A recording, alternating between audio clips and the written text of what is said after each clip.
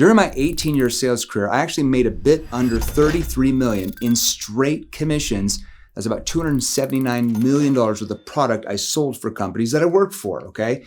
Now I'm gonna show you 7 core tips that you have to understand if you wanna make it into that top 1% or 0.01% bracket with what you sell. Come over here to this vibe board. All right, tip number 1, this is extremely important for you. You have to master, not dabble, but master in nonverbal communication, all right? So it's not the words you're actually saying, it's how you're saying those words. Because have you ever wondered why salespeople, maybe in your industry, that sell the same thing to the same prospects, to the same price point, using the same scripts, why is there such a radical difference in how much they're actually selling? They're doing the same thing, selling the same thing. That's because of their tonality. It's how you're saying those words. It's how you're actually asking the questions. Your tonality, I always say, is how the prospect interprets your intention behind everything you say and ask. You can either trigger them to get defensive, or you can trigger their guard to come down simply by shifting your tone. I'm going to show you some different tonality techniques. Your facial expressions, believe it or not, okay? Your facial expressions are the remote control to your tone. Okay, watch your favorite Hollywood actress or actor. Like if they were in a movie watching them and they were talking like this the entire time, like a flat tone, and their facial expressions never moved, they would never trigger any of your emotions. Your facial expressions can quite literally transfer emotions from you to the prospect you're talking to. I can teach you how to do that. And then your body language, because your body language affects your tone. Okay, so if I just sit here straight, it's really hard for my tone to shift up and down. But if I'm moving around, I can actually pace out what I'm actually saying simply by moving my hands. Okay, now there's a lot more to that. These things, master nonverbal communication. I can assure you, you do that, you're gonna make a lot more sales than what you're currently doing at right now. Now, this is critical that you understand this, okay? It's not how long you've been in sales. A lot of salespeople have this myth that are like, if I just stay in long enough, if I get enough reps in, eventually I'll figure it out. You can play the long game and fail over and over, but if you want to be in the top 1%, you want to succeed right now. And that's all going to be based on your skill level that you start mastering. We'll talk about that in a second. I'll give you an example. Like our top rep here in 7th level is 19, and last year he made a bit under $900,000 in straight commissions. He's 19, okay? Kicking a lot of people's butts out there. Now, how did he do that? He'd only been in sales for about 1.5 years, 2 years, but he really put in a lot of time and a lot of his own personal money, even money his parents gave to him, to invest in his skill sets, body language, tonality, the right questions, how to prevent objections, all those things. And because of that, he got up to this level. Has nothing to do with how long, has everything to do with how much skill you master. That determines how many sales you're actually going to make and what your income is actually going to be. This is a really critical one. A lot of salespeople that just never understand. That's why they kind of stay average, okay? All right, and I know that's not you. You're committed to mastery. Now, the third one, this is obviously really important, is here. They learn from the best. Let me repeat that. They learn from the best, okay? Here's what I always said. Your destiny will be determined by those who you learn from.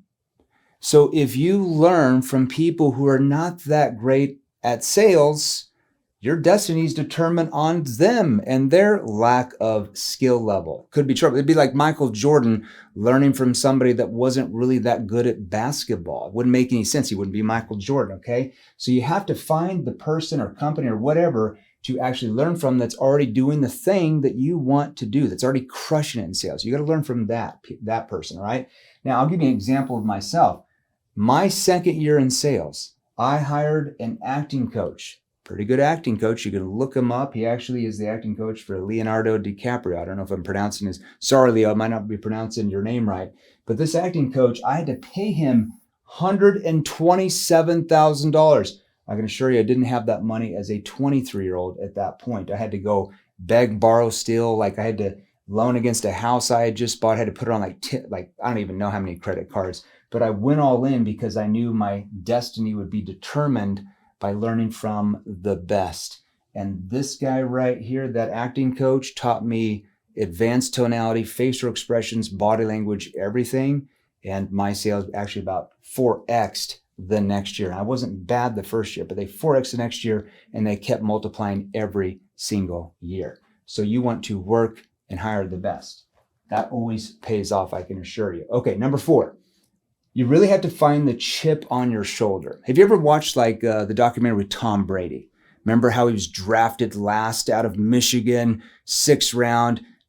All the teams didn't want him, and that put that chip on his shoulder where he was so driven, where he wanted to prove every single team wrong that didn't draft him. And that's why he spent all those extra hours every single day practicing, going through game film.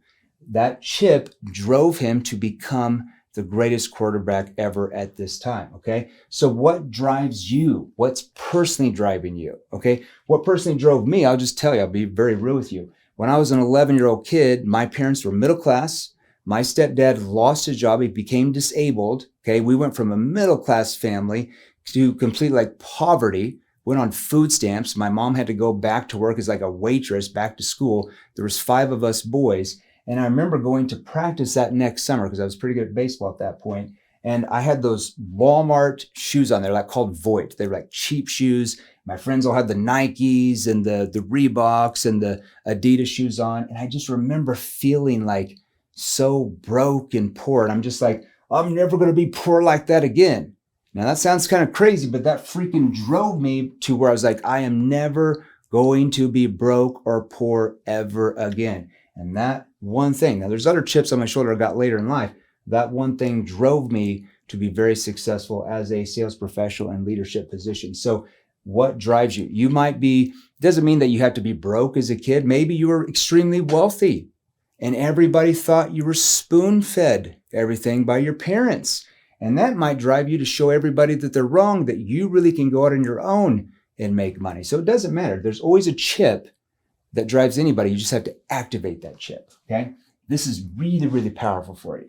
Number 5, this is a big one. Risk tolerance, okay?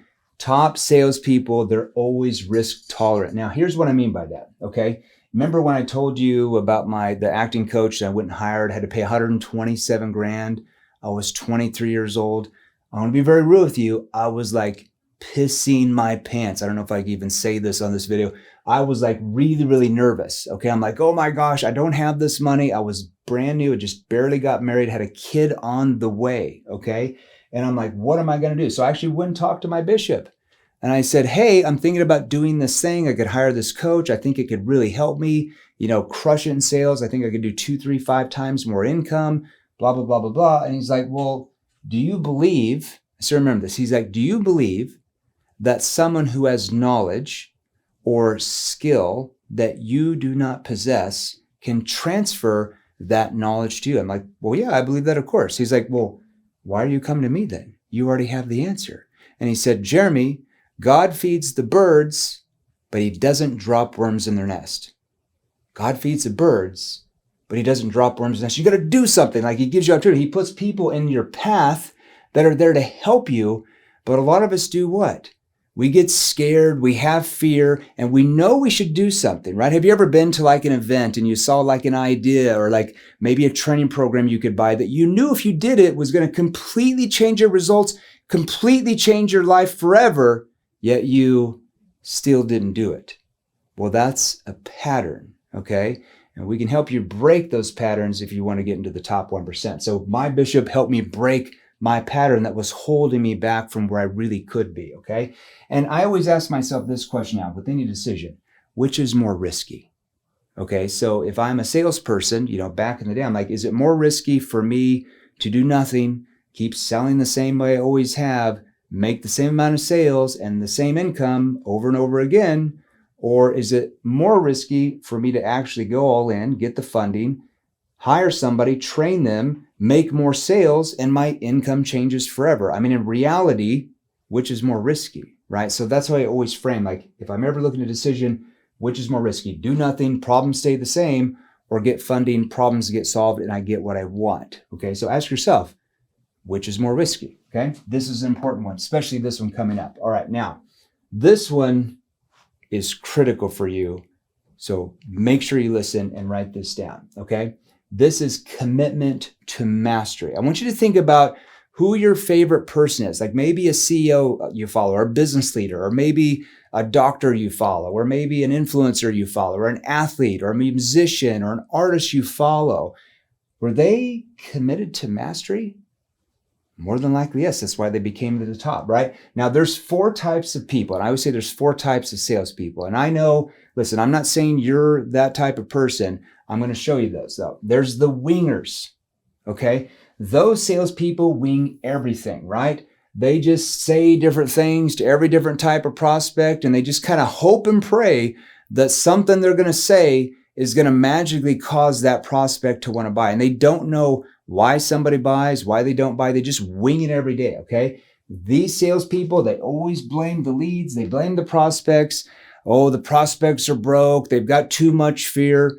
Well, yes, it's your job to help them overcome that fear. That's why you're in sales, right? And like I said, they always hope and pray everything's going to work out. And where do those reps go? Most of these reps get fired. And I know that's not you for sure. Now, the second one, these I call the dabblers. They kind of dabble in sales, right? They buy a few books every year, 20, 30 bucks. They go to a couple free events or cheap events. They watch some basic, free content on IG or YouTube. And they think, hey, if I stay in long enough, if I stay in for years, eventually I'll figure it out.